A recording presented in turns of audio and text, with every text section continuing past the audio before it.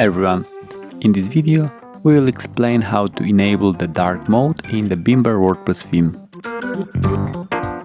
The dark mode helps you quickly turn the theme's skin to dark, which is useful the most at night time.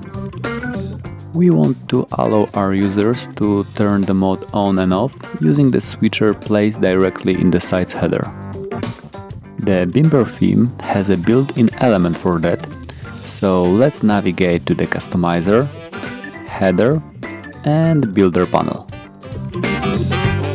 Now drag the skin switcher element onto the header area.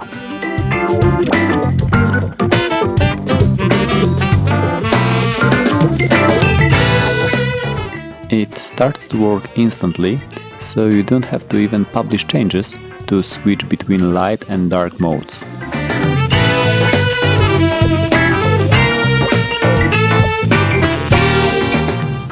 The one thing worth mention here is the logo. As you can see, it changes with the mode. So let's check where you can choose the dark mode logo for your site. Let's get back to Customizer's main screen and choose the Site Identity panel. The first logo here is for the default skin. The second one is its Retina version, twice as big. We're interested in the logo inverted and its Retina version.